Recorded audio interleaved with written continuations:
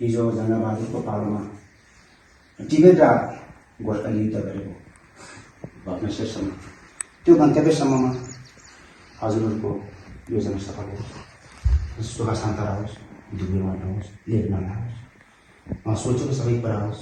यो ऐतिहासिक पुरातात्विक तीर्थको चौजुङ गुम्बा भनेर यो विश्वमा चर्चित छ। यहाँको गुम्बाले यहाँको भगवान्ले चाहिँ कतिलाई बाटोहरू इच्छाको कुरा गर्दछ र यो 1100 वर्ष पहिले स्थापना भएको गुम्बा ऐतिहासिक पुरातात्विक गुम्बा पनि हजुर 4 जन भन्नुभयो भाइराजहरूलाई सुखमय होस्, सुखमय जिन्दगी बिताओस् र हतार परिवारमा संसार सुविस्ता होस्, सनादिन बाँचुन्जेललाई गाउँ खोज्नु गर्न पाओस्, हिँड्दाखेरि ठेस नलागोस्, बस्दाखेरि तुलो छाला कहिले नलागोस्, यी भगवान्को प्रार्थना बस्न पाओस्। दिपेन दाइसँग सक्यो अरे दिपेन दाइ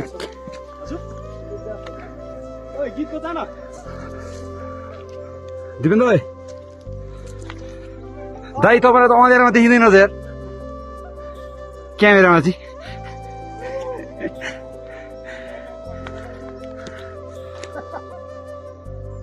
दाइ ठिक छ नि? कस्तो चलिरहेको छ हिँडाइ? हिँडाइ गजब छ नि? ठिक छैन? एउटा बोतल त तिम्रो नाकमा थापौ न, नाकको चुप्पोमा पानी माथि खोज्नै नपर्ने रहेछ। Hello Pathak sir, how are you? आजको सबभन्दा खतरा स्टामिना भएको। ल ल ल ल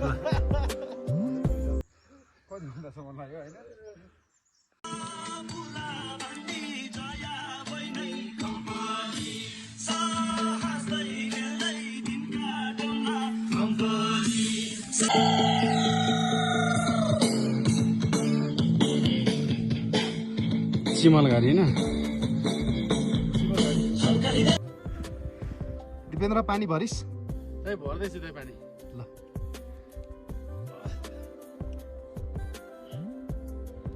ल एकदम रमाइलो भयो हाम्रो ट्रिप। अब 1.5 घण्टा मात्रै, त्यसपछि वीर शहीदहरूले भोटेहरूसँग युद्ध गरेका हौ। कस्तो वीर शहीदले? वीर सैनिक भन्न शहीदले कहाँबाट युद्ध गर्छ? मरिसक्यो सबै शहीद। हाम्रो दाइ एकदम सहयोगी दाइ हाम्रो। यस्तो छ अब यो बाटो हुँदै यसो लागिरहेछ पुरै। 62 साल अन्तिमको कालिन्चोक बिगो गुम्बा हुँदै सिङ्गटी पहिलो ट्रेकमा सुरु भएको दाजुभाइ आज 62 साल मैले एसएलसी दिएको बेला 18 वर्षपछि फेरि जोडिँदैछौँ ऐतिहासिक ठाउँमा।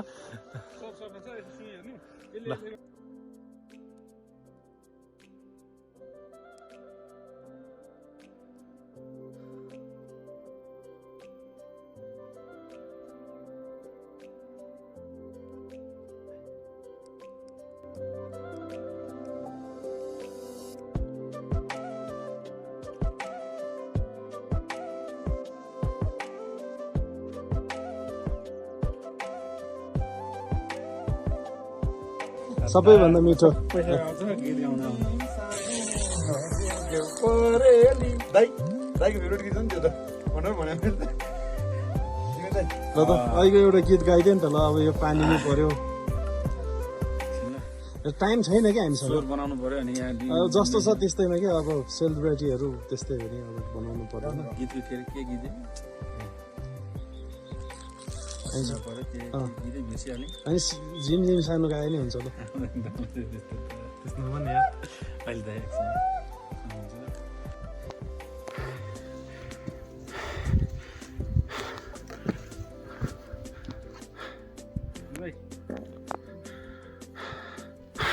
के छ भाइ?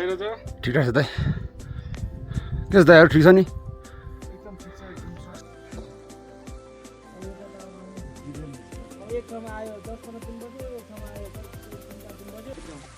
डाँडामै चाहिँ नहोला अनि तल बाटो आउँछ के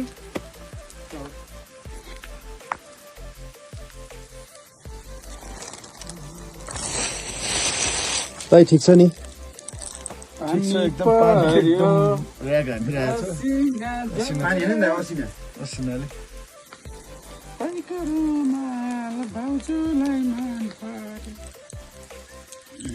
One eternity later.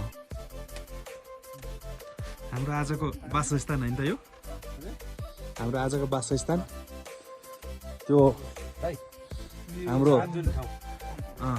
हात धुने ठाउँ यो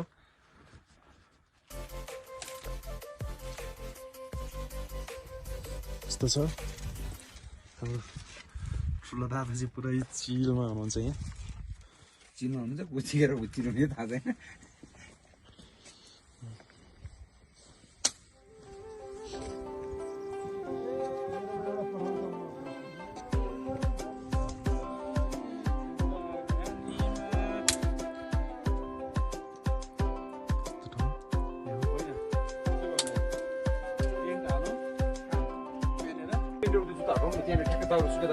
ビジュリパイロンドルじゃないゴーシングルナウチェキラーザयहाँनिर हाम्रो डेस्टिनेसन यहाँनिर अहिले अलि देखेको छैन यहाँ माथि हाम्रो डेस्टिनेसन माथि टपमा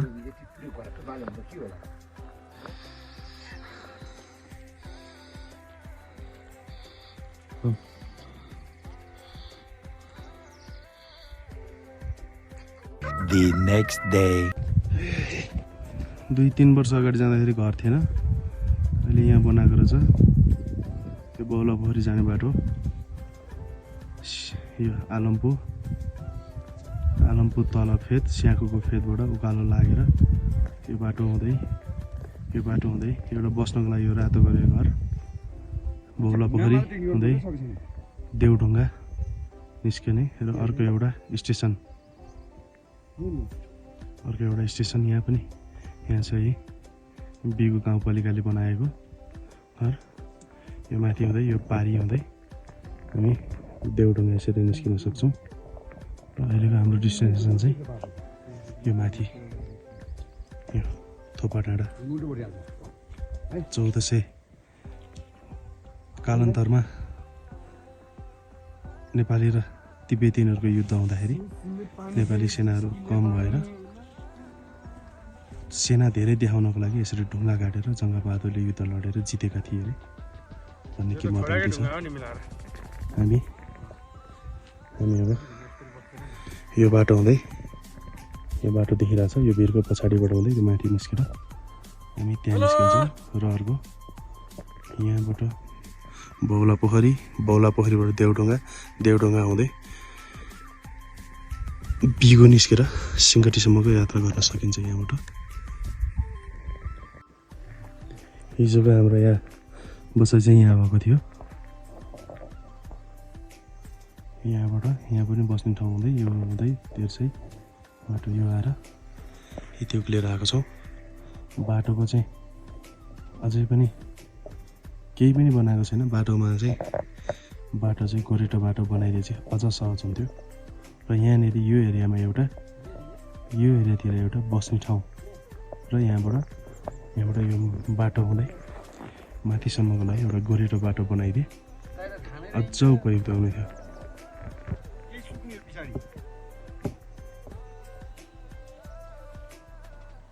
दोलखा जिल्लाले पाएको उपहार एउटा यो थोपा डाँडा पल्टन डाँडा नै भन्छ यसलाई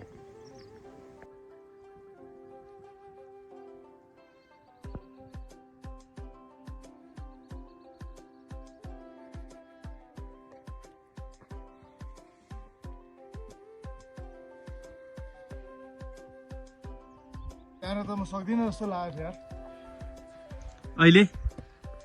अहिले कस्तो डेस्टिनेसनमा पुग्छु जस्तो लाग्यो नि अब त सही हो यतिको चाहिँ चाहिन्छ के त्यहाँलाई चाहिँ किनभने एकदम छादाम जस्तो भइरहेको थियो छादमा भन्नु न दाइ भोमिट भन्नु न भोमिट हस् यस आउँदा जस्तो भयो ल दुई शब्द केही छ एकदम रमाइलो भइरहेछ अलिकति हुँदो रहेछ है खुलेर है अलिकति त्यसलाई क्या पाठकलाई यो अलि राक्षस वर्गको परेछ है खासै केही पनि फरक इजिली आइरहेको छ क्या हो?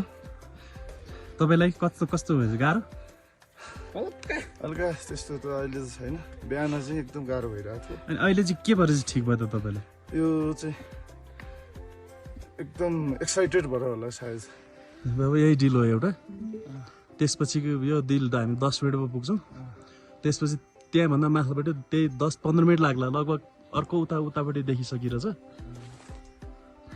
20 मिनट जति लाग्ला आधी घन्टा आनन्दले आधी घन्टा भन्छ ठिक छ ठिक छ मलाई अहिलेसम्म हो गाइजहरूको यात्रा गाइजहरूको यात्रा मेरो दाइ यार बिचरा ओ नो भेरी ब्याड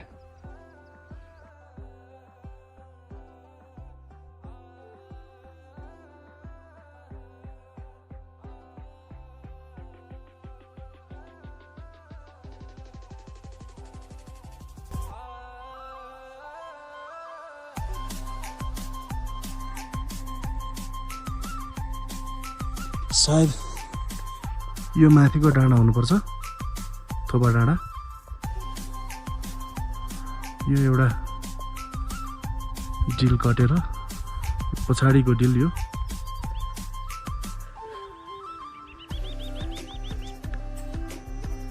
पर गोठको बाटो हुँदै यो बाटो हुँदै यसरी आएको थियो यात्राको टोलीहरू थोपा डाँडा यात्राको टोलीहरू हेड कमान्डर जी लास्टमा हुनुहुँदो रहेछ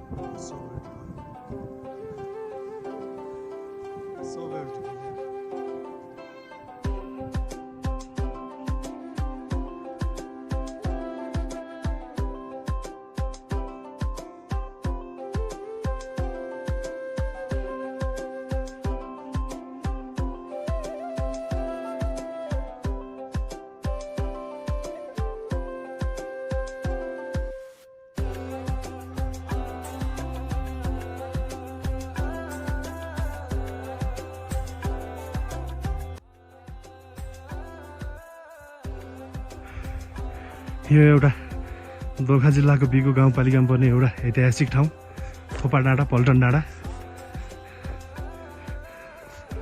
वाह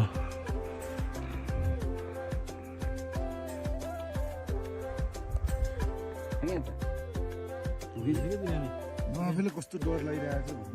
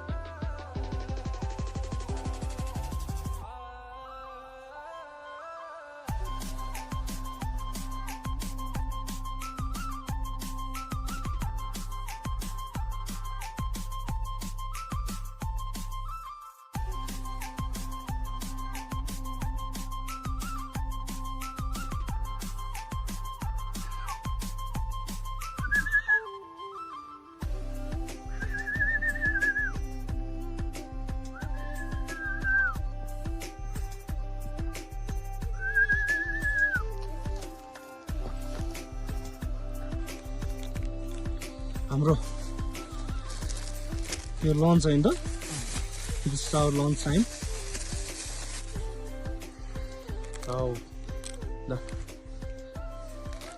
ल आजको हिरो हाम्रो ट्रिपकै हिरो यो ल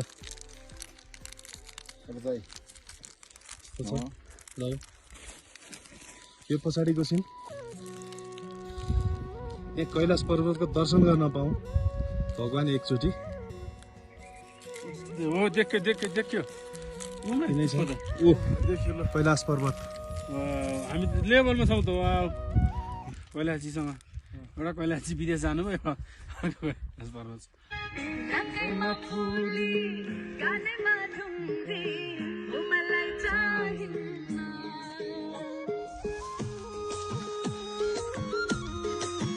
सकुवा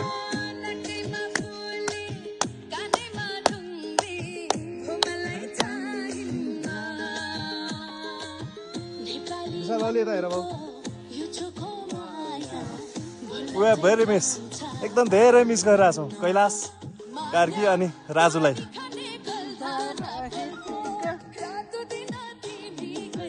माया पानी खाने गलधारा रातो दिन तिमीकै झल्को नरो माया सम्झेर मलाई दूर दूरमा धेनी रातैमा दूर दूरमा धेनी रातैमा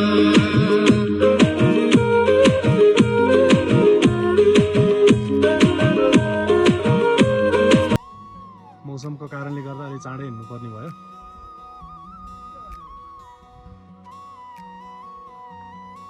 गुड बाई थोपा डाँडा गुड बाई सिउसोन भन्न बिर्सेछ यो चाहिँ जङ्गबहादुर राणा हो भनेर भन्दो रहेछन्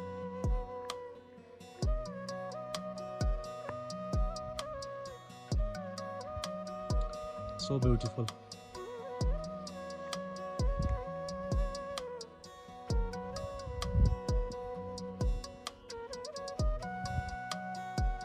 बाई बाई थोपा डाँडा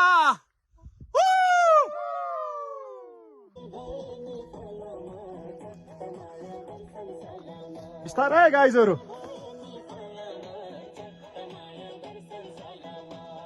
ढुङ्गामा समातेर हिँडिराख्नुपर्छ गाह्रो छ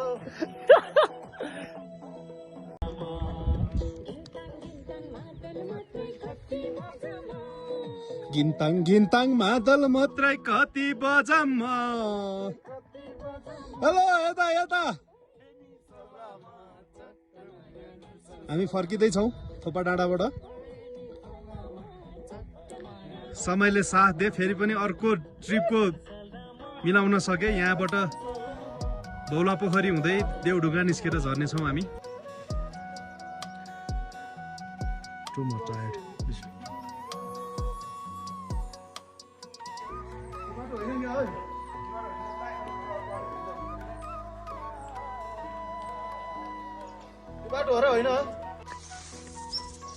ल फाइनल्ली हामी आइपुग्यौँ हामी रोड बाटोमा आइपुग्यौँ गुम्बा यहाँ तल अरू दुईजना टोलीहरू मासतिर हेलो ल फाइनल्ली हामी आइपुग्यो होइन त फाइनली हामी आइपुग्यो हामी चाहिँ अब चाहिँ ऐतिहासिक चाहिँ ठाउँ थोपा डाँडा घुमेर चाहिँ हामी आफ्नो गन्तव्यको ठाउँसम्म आइपुगेका छौँ अब हामी बिस्तारै तल लाग्दैछौँ है ठिक छ होइन ठिकठाक छ ल